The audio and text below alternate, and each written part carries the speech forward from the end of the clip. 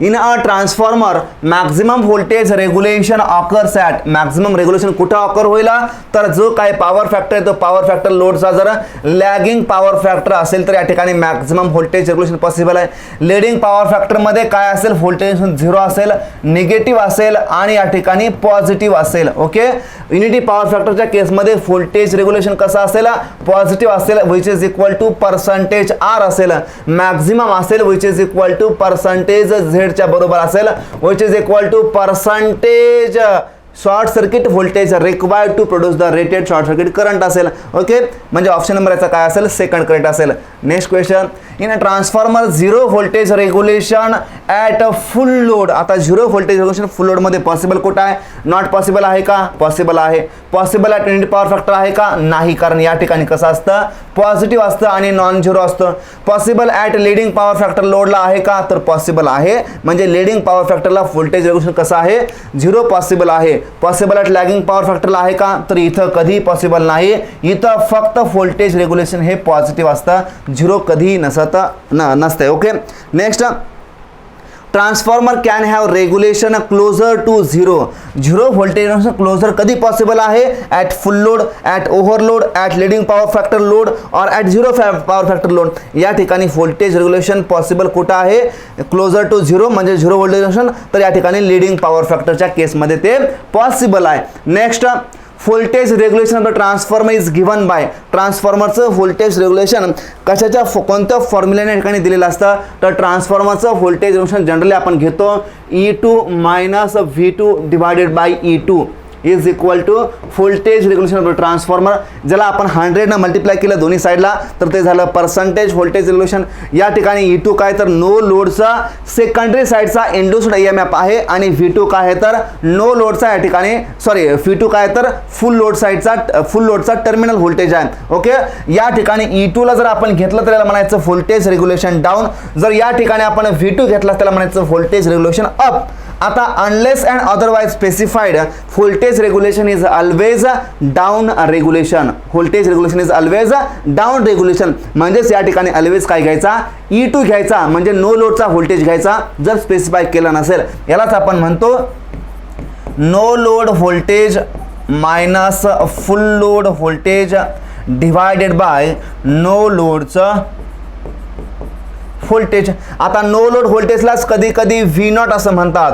मग V0 हे no लोडचं झालं तर फुल लोडचं voltage V divided by again no लोडचं व्होल्टेज काय असेल, V0 असेल. म्हणजेच आपल्याला एक्झाम्पलमध्ये काय दिलेलं आहे बघा, V0 minus V divided bye V, म्हणजे हे नो लोडचं व्होल्टेज झालं, हे फुल लोडचं व्होल्टेज झालं डिवायडेड बाय नो लोडचं व्होल्टेज. म्हणजे हे व्होल्टेज रेग्युलेशन या ठिकाणी कसं आहे, पॉसिबल आहे. जनरली जर दिलं नसेल, स्पेसिफाय केलं नसेल तर voltage regulation is always down regulation. आता नो लोडचं व्होल्टेज मायनस फुल लोडचं व्होल्टेज डिवायडेड बाय फुल लोडचं व्होल्टेज, हेही आन्सर या ठिकाणी पॉसिबल आहे.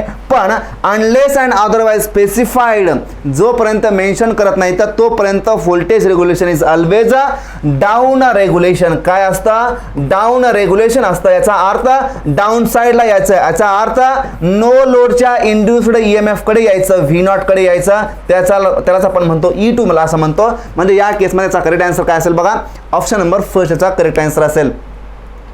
The voltage regulation of transformer having 2% of resistance and 5% of reactance at full load and 0.8 lagging power factor. आता या ठिकाणी व्होल्टेज रेग्युलेशन आपल्याला विचारलेलं आहे, ESC इलेक्ट्रिकलला विचारलेला क्वेश्चन आहे. Voltage regulation, percentage voltage regulation is equal to percentage R cos of phi plus minus percentage X sine of phi हा standard formula असतो. याच्यामध्ये व्हॅल्यू दिले तर पर्सेंटेज R ची व्हॅल्यू किती आहे, तर पर्सेंटेज R आहे 2%, म्हणजे 2% इंटू कॉस ऑफ phi या ठिकाणी दिलेलं आहे का, दिलेलं आहे किती तर 0.8 दिलेलं आहे. आता लॅगिंग पॉवर फॅक्टर आहे म्हणजे साइन कोणतं घ्यायचं, प्लस साइन घ्यायचं. पर्सेंटेज X दिलेला आहे का, दिलेला आहे किती 5% इंटू कॉस phi जर या ठिकाणी 0.8 दिलेला असेल, cos phi is equal to 0.8 असेल तर याच्यावरून phi ची व्हॅल्यू कॅल्क्युलेट करता येईल कॉस इनवर्स ऑफ 0.8. ज्यावेळेस आपण कॉस इनवर्स ऑफ 0.8 करूया त्यावेळेस आपल्याकडे जो काही या ठिकाणी व्हॅल्यू येईल phi ची आय थिंक 36.86 यायला पाहिजे. किती यायला पाहिजे, 36.86. ओके, फायची व्हॅल्यू याच्यावर येते, फाय इज इक्वल टू 36.86 ही व्हॅल्यू आली. ही व्हॅल्यू साइन ऑफ 36.86 म्हणजे साइनच्या ठिकाणी ठेवा, म्हणजे sine of answer is equal to येतं आपल्याकडे विच इज इक्वल टू 0.6. म्हणजे साइन ऑफ 36.86 किती येईल? 0.6 येईल. याचा अर्थ एक गोष्ट नेहमी लक्षात ठेवायची, जेव्हा पॉवर फॅक्टर हा 0.8 दिलेला असतो त्यावेळेस कॉस फायची व्हॅल्यू असेल 0.8 आणि साइन फायची व्हॅल्यू या ठिकाणी 0.6 या ठिकाणी लगेच लक्षात ठेवायची. हे गोष्ट आपण या ठिकाणी लक्षात ठेवायची, कॅल्क्युलेट करत बसायची नाही. जनरली जे काय व्हॅल्यू असते ती व्हॅल्यू जनरली एक तर 0.8 दिलेली असते किंवा एक तर युनिटी पॉवर फॅक्टर या ठिकाणी दिलेला असतो. ओके, मग आपल्याकडे साइन फाय पाहिला इंटू काय झाला? 0.6 झाला. Which is equal to 2% into 0.8 किती होईल? 1.6% होईल. प्लस या ठिकाणी किती होईल? 5% इंटू 0.6 तर या ठिकाणी 3% होईल. म्हणजेच या ठिकाणी 1.6 प्लस 3 इज इक्वल टू 4.6% हे या ठिकाणचं काय होईल बघा? व्होल्टेज रेग्युलेशन होईल. हे कसं आहे? ऑप्शन नंबर फर्स्ट याचा काय असेल? करेक्ट आन्सर असेल. व्होल्टेज रेग्युलेशन कसं येईल? पॉसिबल येईल, कारण पॉझिटिव्ह येईल, कारण जो काय पॉवर फॅक्टर आहे तो पॉवर फॅक्टर कसा आहे? तर लॅगिंग नेचरचा पॉवर फॅक्टर आहे म्हणून. Next question, in a transformer is working at a leading power factor then the voltage regulation can be. आता ट्रान्सफॉर्मर कुठे वर्क करतोय? तर लीडिंग पॉवर फॅक्टरच्या केसमध्ये वर्क करतोय. Then the voltage regulation can be. Can be म्हणजे possibility येतात. काय काय पॉसिबिलिटी येतात? तर व्होल्टेज रेग्युलेशन पॉझिटिव्ह ही पॉसिबल आहे, व्होल्टेज रेग्युलेशन निगेटिव्ह ही पॉसिबल आहे आणि व्होल्टेज रेग्युलेशन झिरो ही पॉसिबल आहे. म्हणजे झिरो, निगेटिव्ह आणि possible, all of the above possible गोष्टी आहेत. म्हणजे जर आपण या ठिकाणी ग्राफ ड्रॉ करायला गेलो, फॉर एक्झाम्पल या ठिकाणी पॉवर फॅक्टर असेल लॅगिंग नेचरचा, या ठिकाणी पॉवर फॅक्टर असेल लीडिंग नेचरचा, या ठिकाणी असेल पर्सेंटेज मधला व्होल्टेज रेग्युलेशनचा ग्राफ असेल म्हणजे पर्सेंटेज व्होल्टेज रेग्युलेशन असेल, या ठिकाणी युनिटी पॉवर फॅक्टर असेल.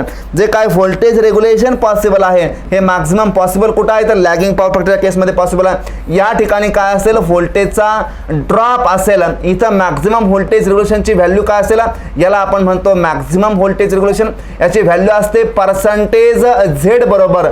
आता या ठिकाणी युनिटी पॉवर फॅक्टर आहे. युनिटी पॉवर फॅक्टरच्या केसमध्ये जे काय व्होल्टेज रेग्युलेशन असेल ते कोणतं पॉसिबल आहे? तर पर्सेंटेज आर आहे आणि हे कसं आहे? तर पॉझिटिव्ह आहे. आता इथून इकडे गेलो की हा सगळा पॉवर फॅक्टर काय झाला? लीडिंग पॉवर फॅक्टर झाला. इथं काय होईल? व्होल्टेजचा या ठिकाणी राईज होईल, व्होल्टेज राईज पॉसिबल आहे. म्हणजे इथून जर इकडे आलं तर व्होल्टेज कसं आहे? निगेटिव्ह आहे. इथून इथं पाहिलं, इथून इथं एवढ्यात पाहिलं तर इथं पॉझिटिव्ह आहे आणि या पॉईंटला फक्त पाहिलं तर इथं कसं आहे? झिरो व्होल्टेज रेग्युलेशन आहे. म्हणजे पॉझिटिव्ह, झिरो आणि निगेटिव्ह तिन्ही पद्धतीचे व्होल्टेज रेग्युलेशन पॉसिबल आहेत. कुठं? तर at leading power factor load. पण लॅगिंगला फक्त पॉझिटिव्ह पॉसिबल आहे आणि मॅक्झिमम पॉसिबल आहे. ओके, ऑप्शन नंबर 4 याचा करेक्ट आन्सर असेल. If the per unit impedance of a single phase transformer is 0.01 plus j 0.05, then its regulation at power factor 0.8 lagging is. या ठिकाणी ट्रान्सफॉर्मरचा per unit impedance दिलेला आहे म्हणजे z per unit दिलेला आहे 0.01 plus j 0.05. हा कशामध्ये दिलेला आहे? पर युनिट मध्ये दिलेला आहे. जर पर्सेंटेज झेड मध्ये आपण कॅल्क्युलेट करायला गेलो तर काय होईल? Percentage Z is equal to याला सगळ्याला काय करा? 100 ने मल्टिप्लाय करा. काय होईल? 1% प्लस जे ऑफ 5%. हा काय झाला? पर्सेंटेज इम्पेडन्स झाला. म्हणजेच हा पर्सेंटेज आर झाला, हा पर्सेंटेज झेड झाला. याच्यावरून आपल्याला व्होल्टेज रेग्युलेशन कुठे विचारलेला आहे? 0.8 लॅगिंग पॉवर फॅक्टरला विचारलेला आहे. आता cos phi is equal to 0.8 दिलेला असेल तर मी सांगितलं होता साइन फाय हा काय येतो? 0.6 येतो, कारण या केसमध्ये फाय किती येईल? 36.86 येईल फाय. ओके, जर असं असेल तर व्होल्टेज रेग्युलेशनच्या फॉर्म्युल्यामध्ये व्हॅल्यू ठेवायच्या. Voltage regulation is equal to percentage R किती आहे? 1% इंटू 0.8. या ठिकाणी लॅगिंग पॉवर फॅक्टर आहे, साइन काय घ्यायचा? Plus into percentage 5 into sine of 5 किती? 0.6 which is equal to 0.8 plus 0.8% plus या ठिकाणी काय होईल? 3% विच इज इक्वल टू 3.8% काय होईल? व्होल्टेज रेग्युलेशन येईल. ऑप्शन कुठं आहे का 3.8चा? यस. या ठिकाणी मायनस आहे, या ठिकाणी प्लस आहे. व्होल्टेज रेग्युलेशन कशामधलं येईल? तर प्लस मधलं 3.8% येईल, कारण पॉवर फॅक्टर कसा आहे? लॅगिंग आहे. व्होल्टेज रेग्युलेशन निगेटिव्ह कधीच पॉसिबल नाही. The percentage resistance and reactance of a transformer are 2% and 4% respectively. किती आहे 2% and 4%. The approximate regulation on a full load at 0.8 power factor. Same voltage regulation is equal to percentage R किती आहे या ठिकाणी 2% आहे into 0.8 plus 4% into 0.6 which is equal to काय होईल 1.6 plus 2.44 होईल पर्सेंटेज, हे दोन्ही पर्सेंटेज मध्ये which is equal to 4% होईल प्लस मधलं. ओके, ऑप्शन नंबर काय असेल याचा 4th is the right answer असेल. सिंपल क्वेश्चन आहे. A transformer possesses a percentage resistance and percentage reactance 1% and 4% respectively. Its voltage regulation and power factor 0.8 lagging and 0.8 leading will be. अच्छा, हा question या ठिकाणी एमपीएससीला विचारलेला आहे, मेन्सला. आता या ठिकाणी पर्सेंटेज रेजिस्टन्स दिलेला आहे आपल्याकडे. Percentage R is equal to 1% and percentage X is equal to 4% दिलेला आहे. आणि आपल्याला दोन्ही केसमध्ये व्होल्टेज आपल्याला विचारलेला आहे, म्हणजे 0.8 लॅगिंग अँड 0.8 लीडिंग. आता लीडिंग पॉवर फॅक्टर असेल तर त्या केसमध्ये व्होल्टेज रेव्होल्युशन 0 पॉसिबल आहे, पॉझिटिव्ह ही पॉसिबल आहे आणि निगेटिव्ह ही पॉसिबल आहे. या सगळ्या पॉसिबिलिटी आहेत. ओके, आपण फर्स्टली 0.8 लॅगिंगसाठी या ठिकाणी विचार करूया. 0.8 पॉवर फॅक्टर लॅगिंगसाठी व्होल्टेज रेग्युलेशन कसं असेल is equal to percentage R किती आहे 1% इंटू 0.8. लॅगिंग पॉवर फॅक्टर आहे म्हणजे साइन कसं घ्या प्लस घ्या. पर्सेंटेज एक्स किती आहे 4% इंटू 0.6 करा, म्हणजेच 0.8% प्लस 2.4% होईल. काय होईल 2.4%. याचं सिम्प्लिफिकेशन केलं तर आपल्याकडे काय होईल 3.2% हे काय होईल व्होल्टेज रेग्युलेशन होईल लॅगिंग पॉवर फॅक्टरच्या केसमधलं. आता लीडिंग पॉवर फॅक्टरच्या केसमध्ये 0.8 लीडिंग पॉवर फॅक्टर. आता याच्यामध्ये फक्त काय येईल साइन फक्त निगेटिव्ह येईल which is equal to percentage R again किती आहे 1% आहे इंटू कॉस फाय किती आहे 0.8, फक्त साइन या ठिकाणी मायनस येईल इंटू काय होईल पर्सेंटेज एक्स किती आहे 4% आहे into 0.6 which is equal to 0.8% minus 2.4%. याचं आपल्याकडे सिम्प्लिफिकेशन करा. सिम्प्लिफिकेशन केल्यानंतर आन्सर किती येईल आय थिंक मायनस 1.6%. हे लीडिंग नेचरच्या पॉवर फॅक्टरच्या केसमधलं व्होल्टेज रेग्युलेशन आलं.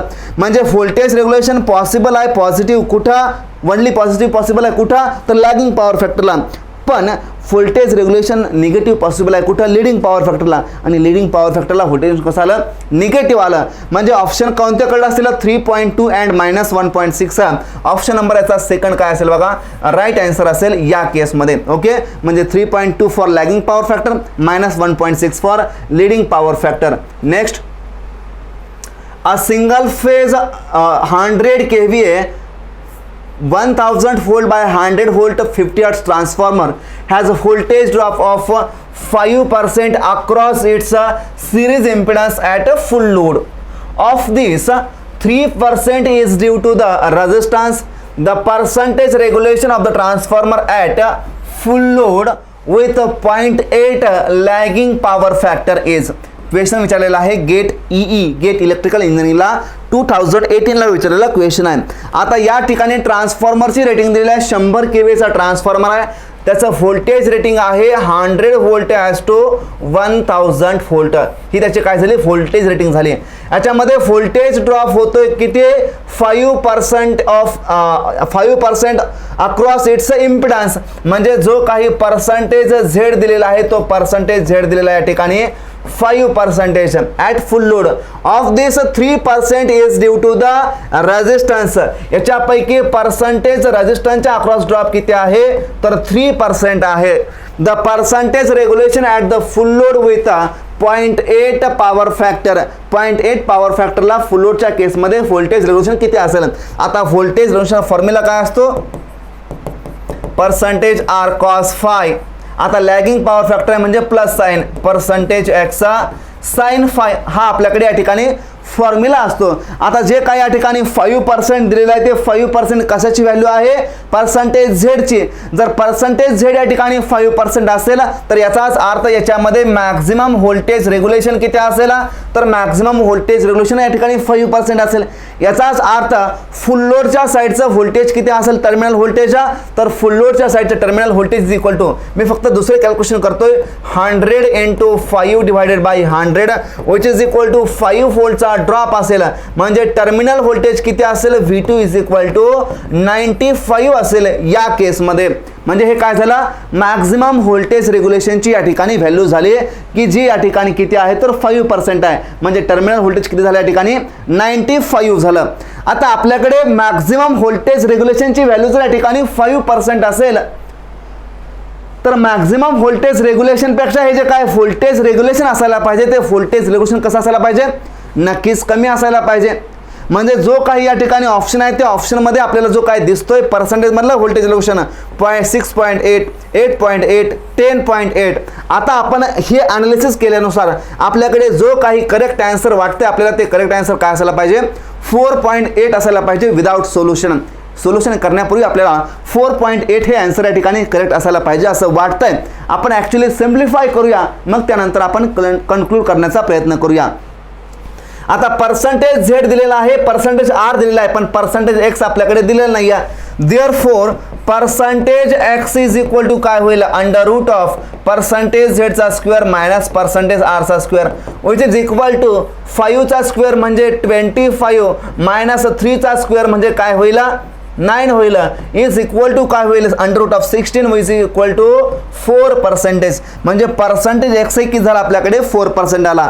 Therefore voltage regulation is equal to सगळ्या व्हॅल्यू आल्या. पर्सेंटेज आर ची व्हॅल्यू किती आहे, 3% आहे, इंटू कॉस ऑफ 5 किती आहे, 0.8 आहे, प्लस साइन होईल. पर्सेंटेज एक्स आला 4% इंटू साइन ऑफ 5 ची व्हॅल्यू किती आहे, तर साइन ऑफ 5 या ठिकाणी 0.6 असेल. सिम्प्लिफिकेशन करा, 8 त्रिकोण किती होईल, 24 होईल, म्हणजे 2.4% या ठिकाणी होईल. प्लस साइन चौक किती होईल, 24 होईल, म्हणजे 2.4% याही ठिकाणी होईल. आन्सर किती येईल, 2.4 प्लस 2.4 इज इक्वल टू 4.8% होईल. अच्छा, म्हणजे आपण जे काय अनालिसिस केलं होतं ते अनालिसिस नुसार या केसमध्ये जे काय व्होल्टेज रेग्युलेशन येत आहे 0.8 पॉवर फॅक्टरला ते किती येत आहे, 4.8% येत आहे. म्हणजे ऑप्शन नंबर फर्स्टच याचा काय असायला पाहिजे, करेक्ट आन्सर असायला पाहिजे. अच्छा, आता आपल्याकडे कन्क्लुजन काय असेल त्या कन्क्लुजन बद्दल येऊया. जे आपण या ठिकाणी डिस्कशन केलं होतं, या ठिकाणी जे काही पर्सेंटेज झेड दिलेला असेल तो पर्सेंटेज झेड म्हणजेच काय असतो, तर मॅक्झिमम व्होल्टेज रेग्युलेशन असतो, म्हणजे मॅक्झिमम ड्रॉप असतो दिलेला जर असेल तर. मॅक्झिमम ड्रॉप किती होतोय, तर 5% होतोय. म्हणजे 5% हे व्होल्टेज रेग्युलेशन आहे. कुणाच्या, तर 100च्या 5%. मग 100च्या 5% किती झाला, 5 व्होल्ट झाला. म्हणजे सेकंडरी साईडचा E2 जर या ठिकाणी 100 व्होल्ट असेल तर V2 किती येईल, तर V2 हा 95 व्होल्ट येईल. मग याच्यामुळे येणारा व्होल्टेज रेग्युलेशन किती असेल, तर 100 minus 95 divided by 100 is equal to 5% येईल जर आपण 100 ने मल्टिप्लाय केलं तर. अच्छा, हे पर्सेंटेज झेड दिलाय म्हणजे मॅक्झिमम व्होल्टेज रेग्युलेशन दिलंय. मॅक्झिमम व्होल्टेज रेग्युलेशन एवढं पॉसिबल आहे. मग जर पॉवर फॅक्टर हा 0.8 दिलेला असेल आणि रेजिस्टन्स दिला असेल, रिॲक्टन्स दिला असेल, तर मॅक्झिमम पेक्षा हे व्होल्टेज रेग्युलेशन कसं पाहिजे, कमीच पाहिजे. मग ह्या कमीमध्ये याच्यामध्ये कुठला ऑप्शन होता, तर याच्यामध्ये 5% पेक्षा एकच कमीवाला ऑप्शन होता 4.8%, आणि तोच या ठिकाणी काय होता, करेक्ट आन्सर होता. एवढं सोल्युशन घ्यायची गरज नव्हती. Percentage Z is equal to 5% दिलेला आहे, म्हणजे मॅक्झिमम व्होल्टेज रेग्युलेशनची व्हॅल्यू आहे. याची जर व्हॅल्यू एवढी असेल तर ड्रॉप किती असेल, तर 5 व्होल्टचा ठिकाणी ड्रॉप असेल. 5% जर हे मॅक्झिमम असेल तर ॲक्च्युली या 5% वरूनच या ठिकाणी 5% पेक्षा कमीवालं व्होल्टेज रेग्युलेशन या ठिकाणी येणार होतं, कारण हे मॅक्झिमम आहे. मिनिमम व्होल्टेज रेग्युलेशन याच्यापेक्षा कमी असेल 4.8%. 6.8 तर पॉसिबल नाही, कारण मॅक्झिममच 5% आहे. हे कसं पॉसिबल होईल, 8.8 सोडा, 10.8 सोडा. ओके, म्हणजे अशा पद्धतीने आपल्याला क्वेश्चनचं ॲनालिसिस करता आलं पाहिजे. गेटला विचारलेला क्वेश्चन होता. Next, 5 kVA 50 volt 100 volt single phase transformer has a secondary terminal voltage of 95 volt when loaded. The regulation of the transformer is. अच्छा, हा विचारलेला क्वेश्चन आहे बघा, गेटला विचारलेला क्वेश्चन आहे. 5 kVचा ट्रान्सफॉर्मर आहे, व्होल्टेज रेटिंग दिलेलं आहे 50:100 व्होल्टची रेटिंग दिलेलं आहे आणि टर्मिनल साइडचं व्होल्टेज म्हणजे V2 दिलेलं आहे 95 volt when it is loaded. आता हे जे काय दिलेलं असतं ते ऑलवेज सांगतोय आणि 1000 वेळा सांगितलं असेल. काय असतो तर ट्रान्सफॉर्मरच्या नेमप्लेटवरती दिलेला रेशो हा त्या साइडला असलेल्या इंड्युस्ड ईएमएफचा या ठिकाणी रेशो असतो. म्हणजे E2 किती आहे या ठिकाणी 100 व्होल्ट आहे, म्हणजेच नो लोडचं व्होल्टेज असेल 100. Therefore voltage regulation is equal to किती होईल 100 मायनस 95 डिवायडेड बाय 100 इंटू काय करा 100 ने मल्टिप्लाय करा पर्सेंटेज मध्ये किती होईल 5% होईल. ऑप्शन नंबर याचा third is the right answer. Same question होता. Next, a 10 kVA 400/200 single phase transformer with a resistance of 4% and reactance of 6% supplies a current of 50 ampere a resistive load. voltage across a load is. लोडच्या across या ठिकाणी आपल्याला voltage विचारलेलं आहे. दिलेल्या गोष्टी काय काय आहेत त्या गोष्टी आपण या ठिकाणी पहिल्यांदा पाहून घेऊया. ट्रान्सफॉर्मरची रेटिंग दिलेली आहे 400 व्होल्ट ॲज टू 200 व्होल्ट हे ट्रान्सफॉर्मरची रेटिंग दिलेली आहे. रेजिस्टन्स दिलेला आहे percentage resistance is equal to 4% दिलेला आहे आणि percentage X is equal to किती दिलेला आहे तर 6% दिलेला आहे. ओके, याच्यामध्ये करंट दिलेला आहे 50 अँपिअरचा आणि लोड दिलेला आहे रेजिस्टिव्ह लोड. लोड कसा दिलेला आहे रेजिस्टिव्ह लोड दिलेला आहे. आता थोडंसं जनरल डिस्कशन करूया. व्होल्टेज रेग्युलेशनचा formula is equal to percentage R cos of phi plus percentage X sine of phi. हा फॉर्म्युला पर्सेंटेज रेग्युलेशनचा. आता याच्यामध्ये जो काही कॉस फाय आहे तो पॉवर फॅक्टर असतो. फॉर रेजिस्टिव्ह लोड जो काय पॉवर फॅक्टर असतो तो पॉवर फॅक्टर किती असतो युनिटी पॉवर फॅक्टर असतो. जर युनिटी पॉवर फॅक्टर असेल तर या केसमध्ये जो काही पॉवर फॅक्टर अँगल असेल फाय किती असेल 0 असेल. जर फाय इज इक्वल टू 0 असेल तर साइन फाय म्हणजेच साइन 0 इज इक्वल टू किती असेल 0 असेल. म्हणजे ॲट युनिटी पॉवर फॅक्टर और ॲट रेजिस्टिव्ह लोड जे काय व्होल्टेज रेग्युलेशन आहे ते voltage regulation percentage R into cos of phi होईल. लोड हा रेजिस्टिव्ह असेल तर या ठिकाणी जो काय कॉस फाय आहे तो कॉस फाय काय असेल 1 असेल. म्हणजे voltage regulation is equal to काय असेल ओनली काय असेल रेजिस्टन्स असेल पर्सेंटेज मधला. म्हणजे रेजिस्टिव्ह लोडच्या केसमध्ये जे काय व्होल्टेज रेग्युलेशन असतात ते व्होल्टेज रेग्युलेशन किती असतं पर्सेंटेज आर, जे की आपण फिगरच्या माध्यमातून पाहिलं होतं. लोड रेजिस्टिव्ह याचा अर्थ जे काही पॉवर फॅक्टर आहे तो पॉवर फॅक्टर कसा असेल युनिटी पॉवर फॅक्टर असेल, कारण व्होल्टेज आणि करंट दोघे काय असतील एकमेकांच्या फेजमध्ये असतील त्यालाच आपण इन फेज असं म्हणूया. ओके, जर असं असेल तर या ठिकाणी व्होल्टेज रेग्युलेशन किती असेल पर्सेंटेज आर दिलेला आहे 4%. म्हणजे या ठिकाणचं व्होल्टेज रेग्युलेशन किती आहे 4% आहे. आता हे 4% आहे म्हणजेच ऍक्च्युअली काय आहे तर 4%चा या ठिकाणी ड्रॉप आहे from no load to full load.